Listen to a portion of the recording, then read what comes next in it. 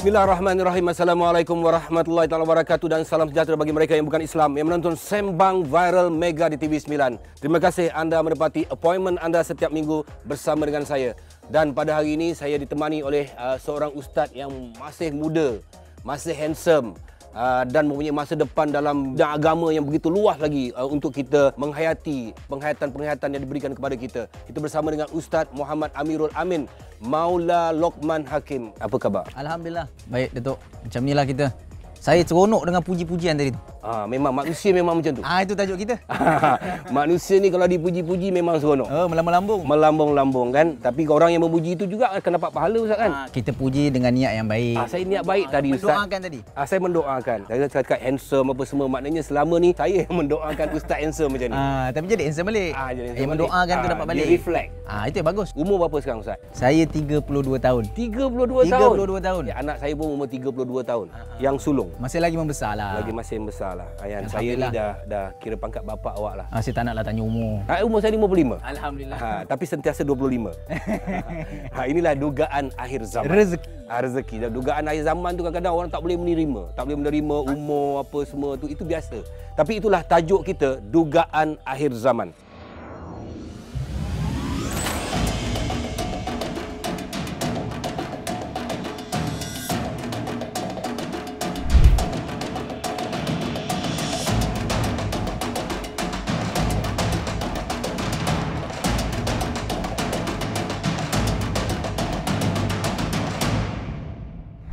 Ramai umat Islam terperangkap dengan kekayaan harta, pangkat dan wanita sehingga mereka takut kehilangannya. Wow.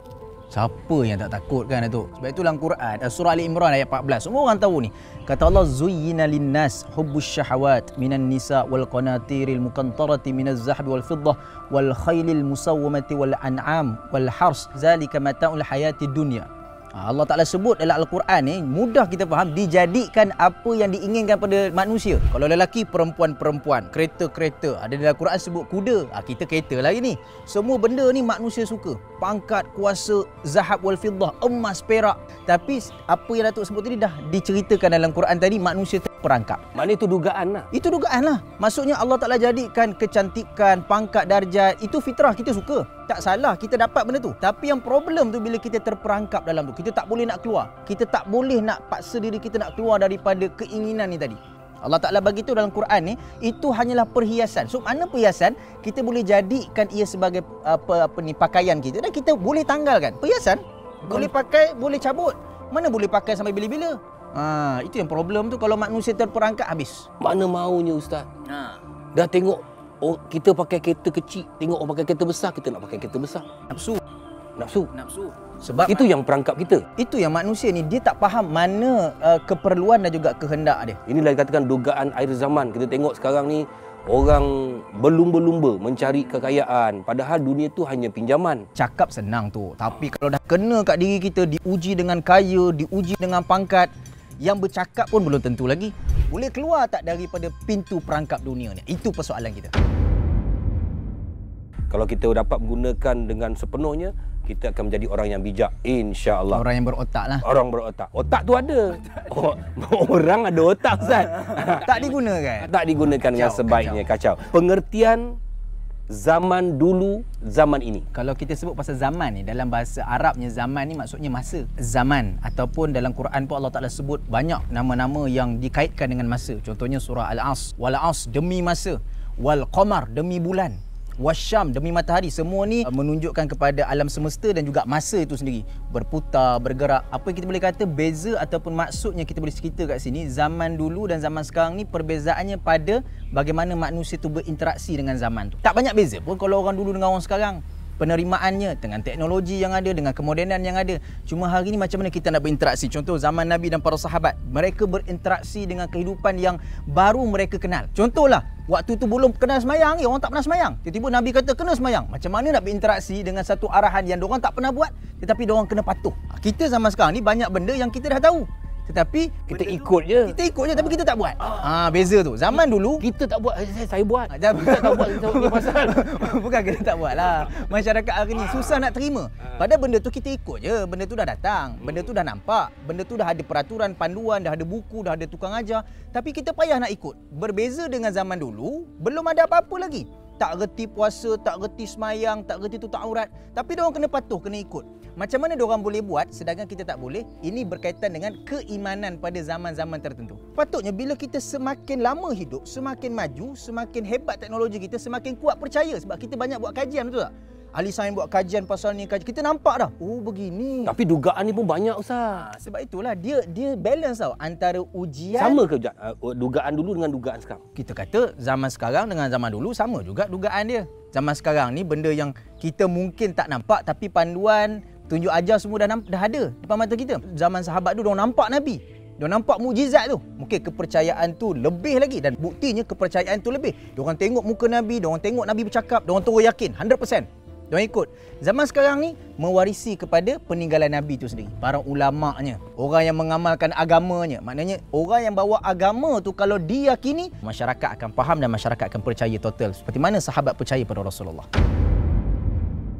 Huraikan 5 fasa dalam Islam.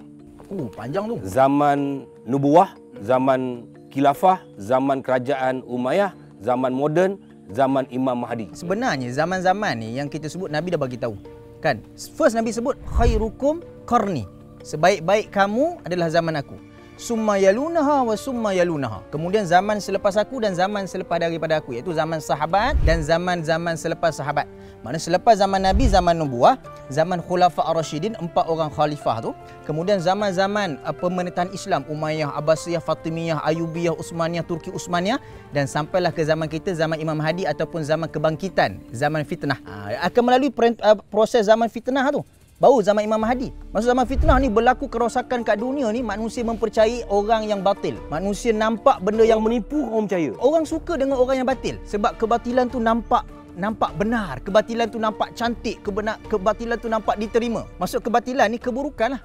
Manusia terima benda-benda macam tu. Masa tu kita dah ada lah ni Ustaz. Ini zaman kita, Nabi sebut. Banyak dah macam orang-orang yang kaki kelentong, kaki temberang. Itu satu. Yang kedua, benda yang buruk, benda yang kotor, benda yang najis dijadikan duit. Apa maksudnya? Contoh dalam media sosial, itu dijadikan konten-konten untuk mereka invest diri mereka, untuk cari duit, untuk kekayaan. Sebab diorang terima. Tapi diorang kena survive Ustaz. Ini yang kita cerita ni, zaman fitnah. Zaman benda yang batil yarawna haqqan. Benda yang batil nampak betul, benda yang betul orang tak boleh terima. Cuba Datuk buat baik. Orang nak tengok tak? Orang nak cakap tak? Tak nak. Tapi sekali kita buat jahat, orang akan korek, orang akan naikkan nama dan manusia suka apabila nama diangkat dengan nama yang buruk. Kerana itu adalah belanja, pelaburan untuk menunjukkan biar aku malu tapi aku popular, orang kenal aku, orang angkat aku tapi masyhur. Ini zaman dia. Bukan kita je, satu dunia. Barulah ada zaman pencerahan. Kalau di Indonesia ada satu filem Sang Pencerah. Ceritanya nak menunjukkan di akhir nanti ada satu ikon, satu manusia yang datang untuk memberi penerangan yang mana buruk, yang mana benar. Dan paling menakutkan, di waktu dah bagi pencerahan tu pun orang tak boleh terima. Ini Dajjal ni, jangan ikut. Tak. Orang ni orang baik. Ini orang baik, ikut. Tak. Orang ni orang jahat. Ni paling kita takutkan.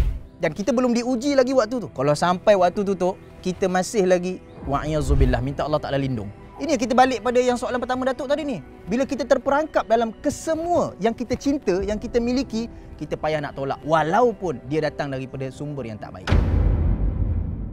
Allah kata dunia itu adalah dugaan untuk engkau. Hanya sekejap saja. Kan, bukannya lama pun. Kalau tak mati lama. Umur 60, kejap. Waktu akhirat, satu hari di akhirat 1000 tahun. Allah. Kan, jadi maknanya sekejap je. Padahal kat sana lagi best. Tapi kenapa orang tak nampak Ustaz, sana lagi best? Sana nak viral ke nak apa, tak salah Ustaz. Kenapa orang ambil yang dunia ni Ustaz? Apa sebab? Balik kepada kecintaan tadilah. Kefahaman dia. Niat dan matlamat dia hidup. Kita ni berasaskan kepada kenapa kita hidup. Kalau orang tu hidup semata-mata kerana barang yang dia nampak itu, yang dia kena habiskan dekat dunia, dia takkan dapat habiskan. Sebab benda tu dia tak rasa puas. Dia nak dapat lagi. Tapi kalau dia faham, esok ke hari akhirat Allah Ta'ala simpan satu benda tau. Dan ini balik kepada percaya ni tu. Balik kepada yakin, balik kepada percaya. Yang kita nak train masyarakat kita, mindset masyarakat kita, kau kena faham benda ni, kepercayaan ni. Kepercayaan hidup di dunia ataupun kepercayaan hidup di hari akhirat. Apa yang berlaku dekat sekeliling kita, kita nampak benda tu benar. Benda tu benar. Itu ujian. Itu dugaan. Habis kalau kita tak buat, maknanya kita ketinggalan, Ustaz. Ya, bukan maksud kita tak boleh buat benda tu. Tapi panduan kita tadi macam mana? Matlamat hidup kita macam mana? Salah ke nak kaya? Tak salah. Tapi berapa ramai orang yang kaya guna kekayaan untuk kebaikan masyarakat sekeliling. Ramai orang susah dapat manfaat bila dia kaya. Tu tak salah dia kaya. Okey, kalau sekarang ni saya buat konten. Saya buat konten wah tapi konten tu macam orang tak apa suka, tapi ustaz kata tadi yang mana yang buruk orang suka. Tapi saya dapat duit. Lepas tu saya pergi sedekah. Saya tolong orang susah, apa masalah dia? Saya buat baik juga. Tak boleh, niat tak menghalalkan cara kita. Walaupun matlamat kita nak buat baik, asas ni tadi. Habis tak dapat pahala ke aku yang buat yang baik tu? Buat baik mestilah dapat pahala. Tapi yang buruk tadi tu, asas yang tadi. Kalau duit tu datang daripada yang buruk tu, macam mana pula dengan pahala saya? Kebaikan kita masih dapat. Tapi kalau kita tahu daripada benda-benda yang buruk ni tadi, benda-benda yang kita tahu benda tu kotor, benda tak baik, tetapi dijadikan sebagai kehidupan kita, dan kita sedar benda tu tak baik, maka kita perlahan demi perlahan kita boleh asingkan dalam kehidupan kita. Sebab kita tak nak masyarakat menerima satu keburukan itu sebagai kehidupan. Sebab itu yang berlaku pada akhir zaman itu, ujian kepada kita apabila manusia menerima keburukan semata-mata untuk melakukan kebaikan pula selepas daripada itu. Tak boleh. Tapi ada orang kalau dapat dugaan tu dia hilang, berhenti, habis. Satu turning point di mana start dari itulah saya mula buka kitab, belajar solat sunat satu persatu.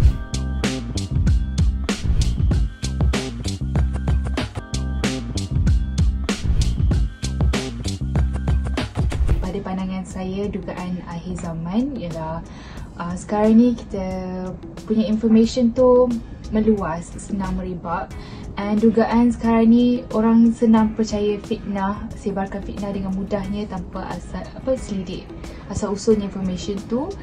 And bila terlalu banyak exposure, kita rasa malu tu dah tak ada. Nasihat Rose mungkin cuba elakkan normalize benda-benda yang bercanggah dalam agama. Dah semua orang tak sempurna, tapi kita cuba perbaiki diri kita dulu. Dan Rose rasa eloklah kita saling menasihati, tapi avoid budaya kecam-ngecam ni. Persediaan saya dalam era akhir zaman ni, saya lebih muhasabah diri, mencerminkan diri saya sendiri tentang kesilapan saya yang dulu untuk perbetulkan diri saya di masa akan datang. Mudah-mudahan memberikan inspirasi dan dalam masa yang sama memberikan sesuatu yang baik untuk semua. Seiring dengan perkembangan teknologi ni, saya harap kita semua dapat menggunakan teknologi ni ataupun media sosial ke apa sekalipun dengan sebaik-baiknya dan berhati-hati, serta paling utama sekali dapat memberi manfaat kepada orang sekeliling kita dan juga masyarakat. Diam adalah makanan tambahan untuk iman. Hari ini kita dapat melihat pelbagai tanda-tanda akhir zaman yang berlaku di sekeliling kita. Antaranya, manusia mula hilang rasa malu apabila mereka melakukan dosa. Mereka mempertontonkan di media sosial. Jadi saya rasa perkara itu tak seharusnya berlaku. Yang baiknya hanya semua datang daripada Allah. Yang buruk tu datang daripada saya sendiri. Marilah kita saling ingat memperingati. Ketakutan tu harus kita lalui. Apapun, kerana selagi kita bernafas, sampailah kita memejam mata, dugaan tu harus kita lalui. Ustaz, saya nak tanya, ada tak manusia yang terlepas daripada dugaan? Tanya soalan tu pun tak logik. Asal tak logik pula? Sebab apa? Nabi sendiri pun diuji. Lebih dahsyat, bukan saja Nabi Muhammad, 25 Rasul dan Nabi, 140 orang Nabi, semuanya diuji dengan macam-macam ujian dan dugaan yang tersendiri. Kadang-kadang kita terfikir pun macam, kenapalah sampai begitu diuji? Dan nama pun Nabi. Manusia apatah lagi macam kita tu. Sehingga Quran pun sebut, engkau rasa engkau beriman tak? Kalau engkau belum diuji lagi. Maksudnya, tanda aras kita beriman, maknanya kita kena uji dulu. Jadi maknanya kalau ada dugaan, kalau ada dugaan tu maknanya kita bersyukur sebab Allah bersyukur. Tapi ada orang kalau dapat dugaan tu dia hilang, berhenti, habis semua. Sebab tu kita tak faham tau. Kita ingat dugaan tu susah je. Senang pun dugaan. Tapi kenapa bila kita senang kita tak rasa tu satu ujian? Kita rasa macam nikmat je. Tak. Kita cantik, kita sihat. Sihat hari-hari ni ujian. Nabi SAW sebutlah hadis, antara benda yang kamu akan lalai waktu kamu sihat, waktu kamu ada masa lapang. Mana tu ujian lah. Kalau kita sihat, ada banyak masa lapang, kita rasa seronoknya, nikmatnya hidup aku bahagia. Tak, itu pun ujian. Dalam kebahagiaan terselip penderitaan. Lama. Dalam kebahagiaan kita tu, kita rasa kita bahagia, tapi dalam tu ada derita. Kalau kita tak faham, itu adalah satu ujian. Sebab kita akan lalai. Kita bila kita sihat kan, jadi macam Firaun. Firaun tak pernah sakit. Tak pernah sakit. Allah Ta'ala tak bagi ujian pada dia dalam bab kesakitan. Tak pernah sakit. Digigit nyamuk pun tak pernah. Jadi dia rasa diri dia apa? Ana rabbukumul a'la, kata Quran. Aku Tuhan yang paling tinggi. Sampai tahap macam tu. Jadi pengajaran pada kita, kalau kita tak kena ujian, kita akan jadi sombong sampai kita boleh mengaku diri kita Tuhan. Bukan tak pernah berlaku kan? Bukan tak pernah berlaku. Ada bukti. Jadi dugaan ni memang mainan hidup. Mainan hidup kita. Jadi kita kena fikirkan bahawa setiap dugaan yang datang pada kita tu, macam mana kita nak melepasi dugaan tu. Nak berinteraksi dengan dugaan. Ya. Berinteraksi dengan ujian, berinteraksi dengan dugaan. Kita nak jadi sedih, kita nak rasa macam hidup kita tak ada segala-galanya, dah lost segala-galanya, ataupun kita keluar daripada dugaan dengan ilmu yang Allah Ta'ala ajarkan pada kita. Ada orang kena duga sampai bunuh diri, Ustaz. Itu yang kita tak nak. Sebab itu kita jadikan program ni, dugaan akhir zaman. Kita nak faham ujian tu macam mana. Ujian tu tanda Tuhan sayang kat kita ataupun Tuhan nak hukum kita, nak azab kita ke? Tak. Tuhan nak bagi kita kenal, Tuhan nak bagi kita satu pengharapan supaya kita boleh tahu, aku ada satu tali untuk aku pegang, aku takkan sesat. Kita kena faham benda tu. InsyaAllah. Ustaz, Yap. saya ada tetamu, Ustaz. Weh, bukan saya seorang. Ada. Saya diduakan. Jangan tamak. Okay. Jangan tamak, Kita Ustaz. kongsi-kongsi. Hidup ni dugaan dia jangan tamak. Jangan tamak. Ustaz nak jemputan saya ni wanita atau lelaki? Kalau eloknya wanita lah. Nampak sangat suka pada Wanita ujian? pada dugaan. Tapi ni abang sadar. Takutlah saya. Dato' stop berlambak. Pergilah buat sales, buat marketing kat luar sana. Dah banyak kali aku dengar, banyak kali kau nak siapkan berpuluh kali kau cakap benda yang sama juga. Kenapa tak siap-siap lagi? Abang kena terima kenyataan. Abang perlu Keluar, bantuan. kau semua keluar. Keluar dari sini. Keluar. Apa? Gaji. Tak payah. Saya hilang kerja sebab ekonomi gawat.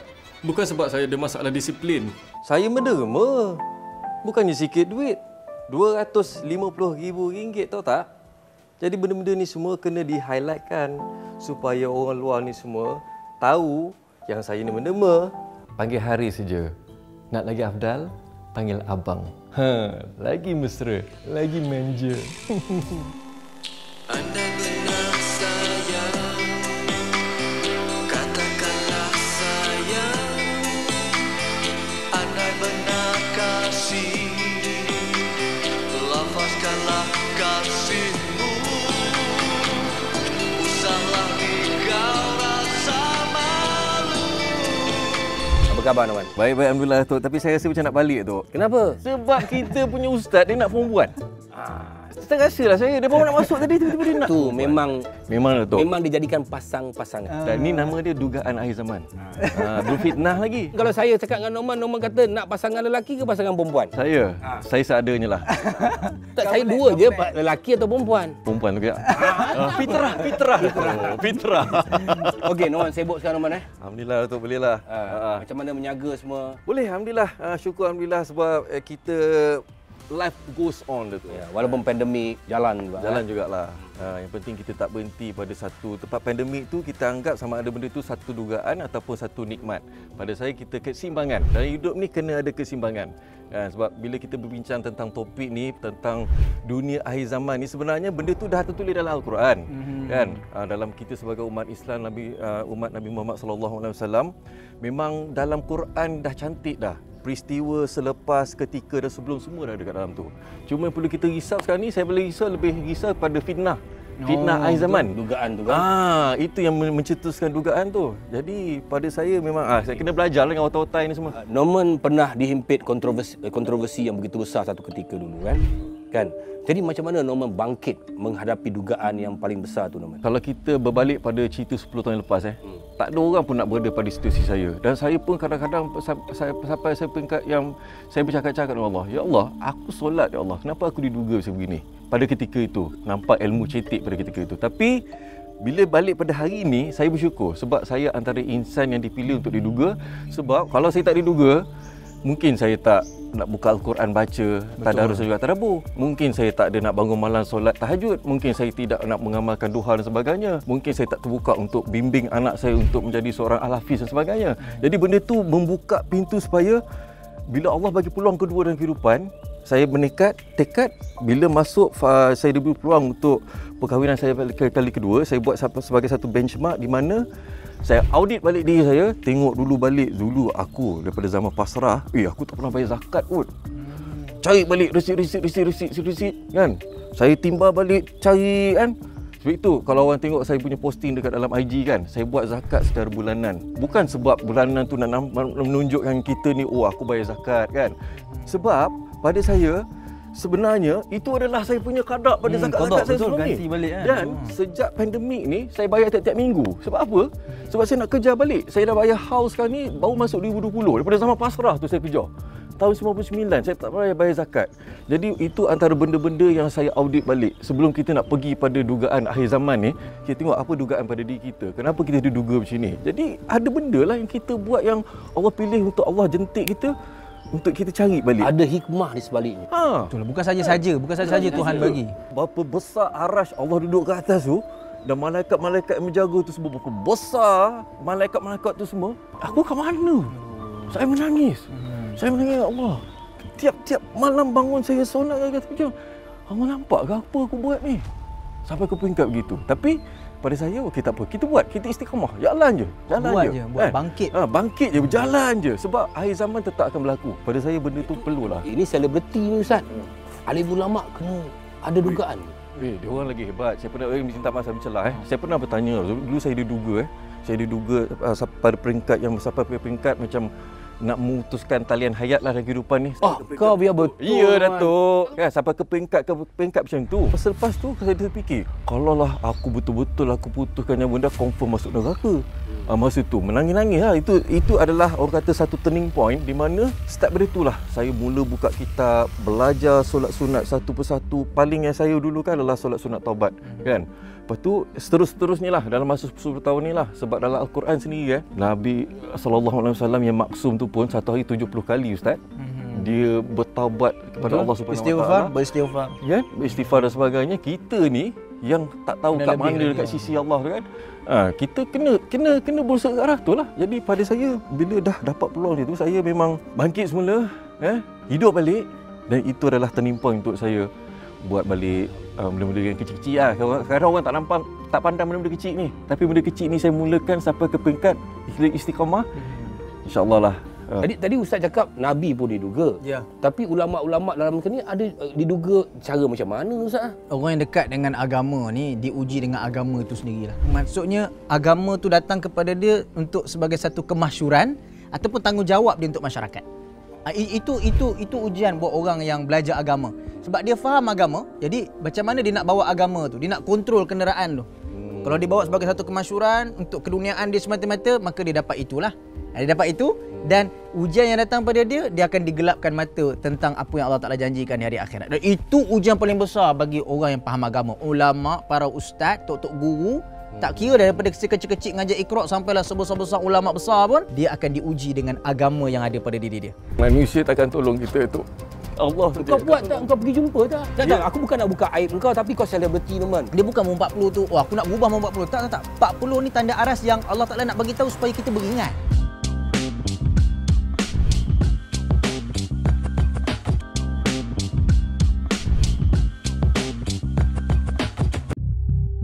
Golongan Ruwaibidah. Ya. Betul Ya. Disebut dalam hadis Rasulullah SAW mengaitkan golongan ni dengan zaman paling ditakuti. Dalam satu hadis, Abu Hurairah meriwayatkan hadis, kata Nabi, sayati 'alan nas sanawatun khadda'at, akan datang kepada manusia satu tahun yang mana tahun-tahun itu dipenuhi dengan penipuan. Yukadzibu shadiq wa yusaddiqu kadzib. Diorang mempercayai orang yang menipu dan juga mereka mendustakan orang yang baik, dan mereka memberi amanah kepada orang yang khianat dan mereka mengkhianati. Maknanya mereka tak percaya dengan orang yang amanah. Nah, Nabi kata mereka dinamakan wayantiqu ala ruwaibidah. Sahabat kata, siapa ruwaibidah ni? Orang-orang yang dalam dirinya penuh dengan tipu daya. Satu kumpulan yang percaya benda-benda yang kita sebutkan awal tadi, benda yang buruk dia nampak. Ini baik. Macam dah berlaku je Ustaz. Ini yang Nabi sebut. Sayati alana 1400 tahun dahulu Nabi sebut ni. Bukan Nabi sebut ni orang kata Nabi nampak baru Nabi cakap. Tak. 1400 tahun Nabi sebut sanawatun khadda'at. Perkataan khadda'at ni zaman tipu daya. Kita payah nak nampak, tapi dia diangkat penipuan itu. Orang yang khianat diangkat, orang yang menipu diangkat, orang yang buat benda kotor jahat diangkat, orang yang viral diangkat. Zaman dah berlaku ni Ustaz. Oi, mati kita Ustaz. Allahumma salli alaihi wasallam. Ruwaibidah patut tanya soalan tu. Zaman yang paling ditakuti, tapi kita rasa macam biasa je. Kita boleh lah. Nabi dengan sahabat bila dengar Ruwaibidah ni, sahabat menggigil. Zaman kami ke ya Rasulullah? Zaman kami ke ni? Nabi kata, sanawat sayati akan datang. Bila? Mati kalau kami sebelum sampainya zaman tu. Sahabat tak nak hidup zaman tu.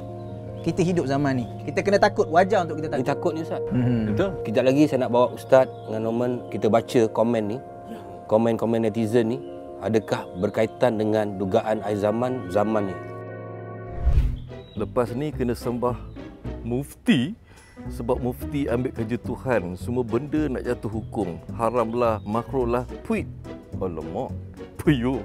Ui, seram Baru kalian faham maksud rancak sana sini dan berdosa itu bukan. Boy. Komen pertama. Pasal ni pun dia nak up hukum.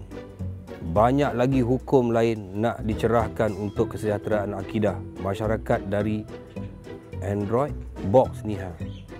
Apa kau cakap ni? Kau tingkau je. Semua nak diharamkan. Naikkan harga sampai menyusahkan umat lagi haram. Apa kaitan naikkan harga dengan bagi hukum haram? Itu tanggungjawab dia nak bagi hukum. Dan dia bertanggungjawablah atas apa yang diberikan. Kita ni pula kalau cakap macam ni, lagi haram. Nak tengok yang latest berbayar, tapi yang bayar tiap bulan tu diulang-ulang sampai puan-puan. Kan? Alah, yang diulang-ulang pun kenapa kan? Dah dia bayar, dia mestilah nak servis yang baik. Itu pun kena buat ada perubahan juga. Yang kita pun janganlah kita salurkan pandangan kita dekat tempat-tempat yang sebegini rupa. Bawa fitnah, bawa bergaduh. Akhirnya jadi apa? Tak selesaikan masalah. Betul tak? Berumah Ustaz. Datuk. At least kita sedar. Kita sedar apa yang berlaku dan kerja kita hari ini bukan nak mendabik dada kita ni bagus ke tidak. Tapi kita mengingatkan diri kita dan juga semua penonton-penonton supaya kita muhasabah diri. Betul. Kan apa teman-teman nak tanya apa? Tak, sebab sini kebetulan macam bila saya melalui fasa-fasa jatuh bangun kehidupan saya nak tanya dengan Ustaz, adakah satu tabu bila mengatakan bahawa apabila seseorang itu bila mencapai tahap usia 40 tahun, kalau dia tak berubah, maksud dia selepas 40 tahun ke atas tu dia akan selama-lamanya, kalau dia jahat, dia jahatlah. Kalau dia baik, kalau dia ada perubahan untuk menjadi baik, insya-Allah dia akan membawa kepada kebaikan. Macam mana? Apa pandangan Life begin at 40. Macam mana? Kata orang putih Kata orang putih. Dalam Quran Allah Ta'ala sebut tentang umur 40 tahun ni lah. Dan Nabi bagi penekanan kepada kita, sebenarnya umur 40 tahun ni umur yang patut kita dah sedar tentang diri kita. Jadi makna Quran ataupun apa yang Nabi sebut tu, kalau umur 40 tahun pada umur yang pertengahan itu yang kita nak meningkat dewasa ataupun tua, kita masih lagi tak nampak tujuan, tak nampak matlamat, itu maknanya tadi. Kita akan selama-lamanya gelap, tak nampak, sesat, kita tak jumpa pintu keluar. Tapi kalau umur 40 ataupun sebelum daripada tu kita dah ada persediaan, masuk umur 40 kita dah sedar, okey, ni waktu untuk aku relax, untuk pastikan akhirat tu aku berjaya dapat. Maknanya kita akan capai. Baru nak enjoy Ustaz 40. Tak boleh.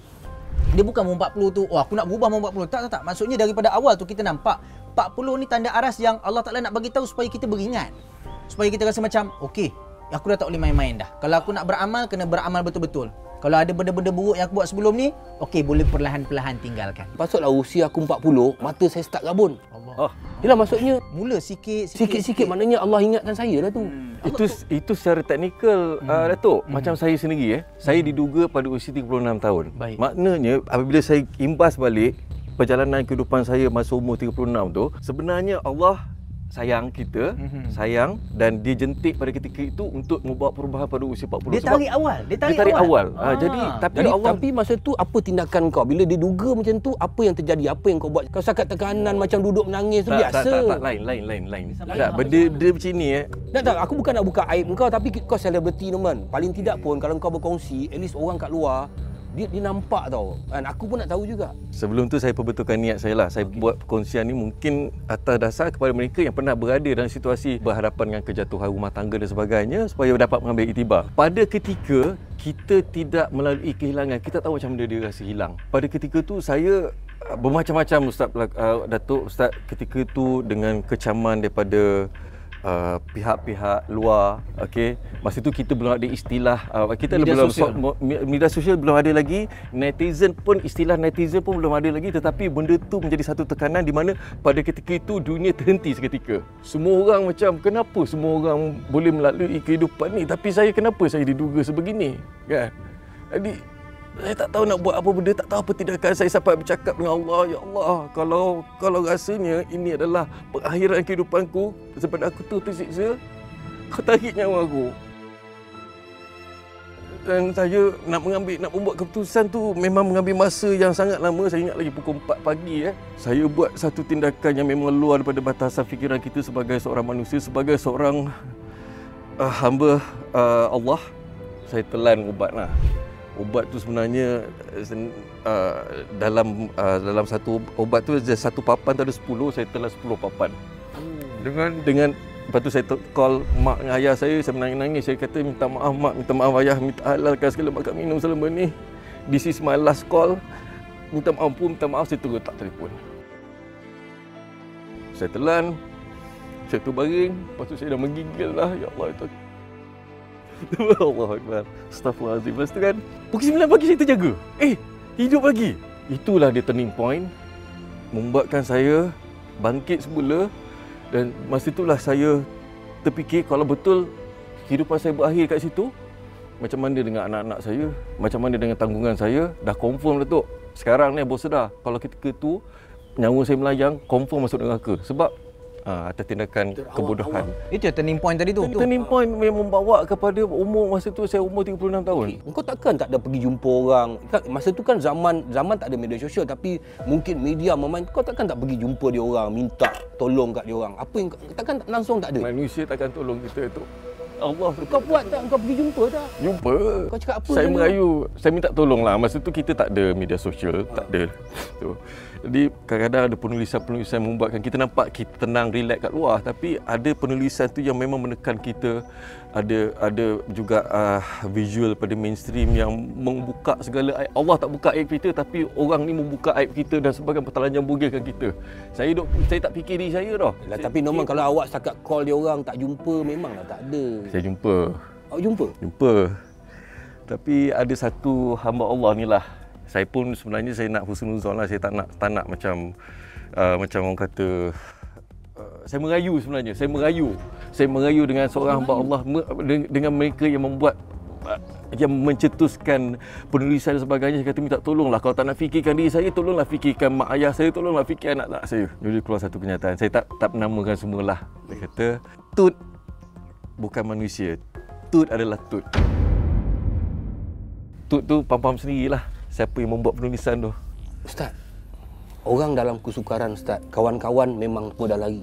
Kawan-kawan tak dekat, saudara mara pun dah pandang lain. Orang ada nama Ustaz. Allah. Tapi kalau orang merayu ni Ustaz, kalau orang sampai cakapkan aku ni, aku tetap ni. Engkau dah buat, engkau buat. Ini macam mana Ustaz? Itulah kita benda-benda ni waktu tu kita rasa sedap lah. Kita rasa sedap, rasa manis, kita dapat tengok kejatuhan orang. Sampai satu tahap benda ni Allah Ta'ala akan balas balik lah.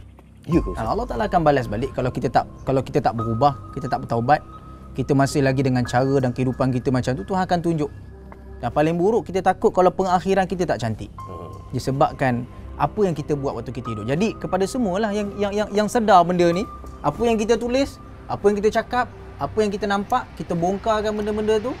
Dan kita sebagai manusia, kita ada kesilapan. Tuhan pun takkan lupa pada setiap kesilapan dan kesalahan kita. Tapi ada orang cakap, Ustaz, kubur aku. Kesalahan aku. Ada orang cakap itu. Aku mati seorang lah. Aku masuk dalam kubur, itu aku punya pasal lah. Itulah. Aku nak jawab dengan luka nangkir, itu aku punya pasal. Macam mana? Itu dah kira kategori apa ni Ustaz?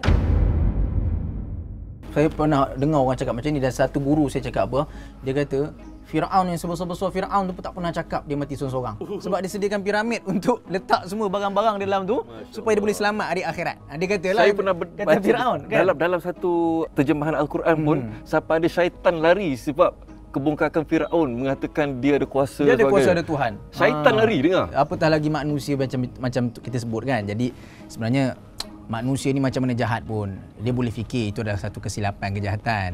Dan tadi Ustaz dah cerita menakutkan ni. Aku jadi takut ni. Masalahnya macam mana kita nak berhadapan dengan dunia yang akhir zaman ni. Yang buat hal ni, yang buat onar ni, percayalah, dia punya ending tak cantik.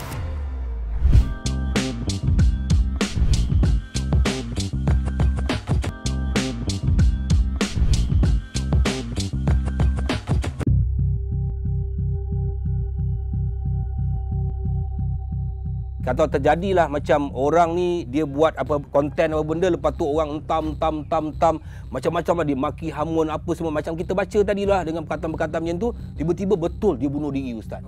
Apakah orang yang terbabit dengan tu dia pun dapat dosa Ustaz? Dapat. Tapi yang bunuh diri dia engkau. Tapi kita yang memulakan dosa tu. Kita memulakan kejahatan tu. Sebab Nabi sebut dalam hadis apa? Kalau kamu buat satu kebaikan, orang ikut kebaikan tu, kamu dapat pahala. Dan sebaliknya, kalau kamu buat jahat, orang buat jahat pula, maka kamu juga dapat dosa. Tapi kita tak boleh lah sewenang-wenangnya. Sekarang ni saya yang mulakan. Tapi yang dia pergi sibuk, pergi bantai saya buat apa? Itu habis yang dia berdosa tak? Sama lah. Kedua-dua ni perlu ada keseimbangan lah. Apa pula saya yang buat? Habis saya yang masukkan dekat dalam media sosial. Apa pula dia pula nak dapat dosa pula? Dah saya yang tunjukkan keaiban saya. Itu pun tak boleh.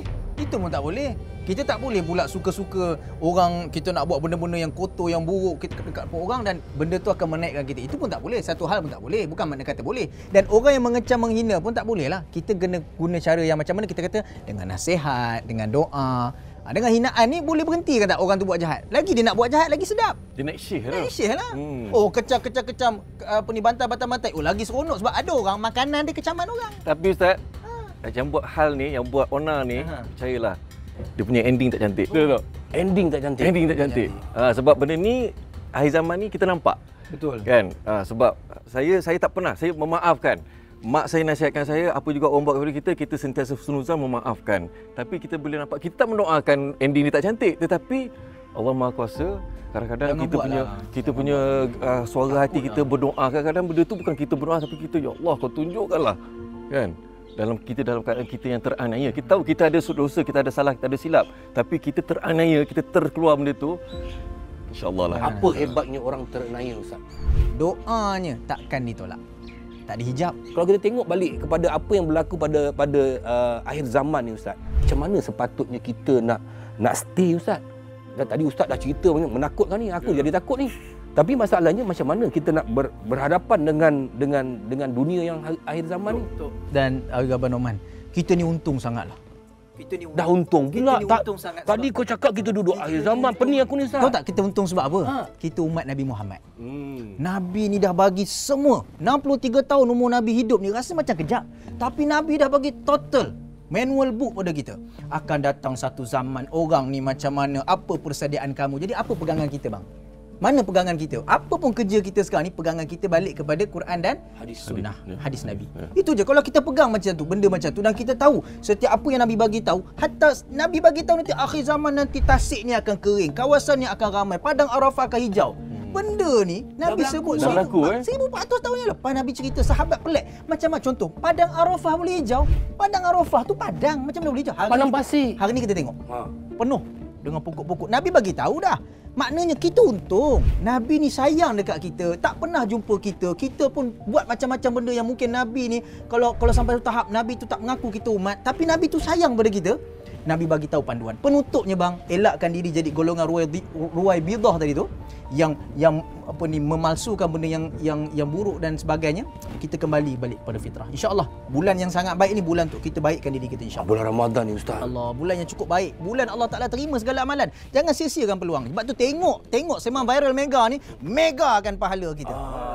Yang terakhir Norman, mungkin ada conclusion dalam kehidupan tu Norman, dengan apa topik kita pada hari ni. Pada saya, kita berbalik pada fitrah kita sebagai manusia dan hari-harilah kita bertaubat. amalkan Allahumma innaka afuwun tuhibbul afwa fa'fu anni. Ya Allah, ya Tuhanku, sesungguhnya Engkau Maha Pengampun dan suka kepada pengampunan, maka ampunilah aku. Hari-hari kita baca, kita minta supaya, kadang-kadang kita tengok kan, doa kita kadang ada yang terhijab, ada yang macam tak terlepas ke atas. Maksud dia, kita minta ampun dulu dengan Allah Subhanahu Wa Taala. Jadi ini yang perlu kita amalkan. Senang je. Dan selepas pada tu kita terus kita minta, macam ustaz kata, kita minta husnul khatimah. Allahumma inni as'aluka husnul khatimah. Allahumma inni as'aluka jannah. Hari-hari. Pendek-pendek je. Pendek-pendek. Tapi kita jadikan sebagai satu amalan, sebagai satu makanan harian, makanan rohani. Jadi pada diri kita dapat pada diri kita pergi pada generasi kita, pada anak-anak kita, keluarga kita. InsyaAllah. Dalam kehidupan ini ada fasa. Fasa inilah yang harus kita lalui dalam kehidupan kita. Tetapi dalam fasa-fasa itu kita tidak tahu apa yang berlaku. Yang paling penting dalam melalui fasa-fasa ini, kita kena mempersiapkan diri kita, macam Ustaz kata tadi, pegangan kita Al-Quran dan juga Sunnah. Dan inilah yang akan membawa kita kepada fasa-fasa yang terbaik, kerana fasa dunia ini akan kita tinggalkan. Dan kita akan menuju ke fasa alam barzah dan seterusnya alam akhirat.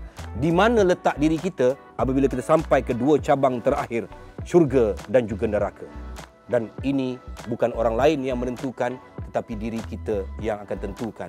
Jadi fikir-fikirkan apa yang kami sembang-sembangkan. Bukan kami ingin mengajar, tetapi kami ingin berkongsi pengalaman kami, pengetahuan daripada Ustaz, pengetahuan atau pengalaman daripada Noman dan juga diri saya. Semoga anda semua berfikir, kerana masa depan itu bukan di sini tetapi di sana. Assalamualaikum warahmatullahi wabarakatuh dan salam sejahtera bagi mereka yang bukan Islam yang menonton Sembang Viral Mega di TV9. Cantik. Thank you very much.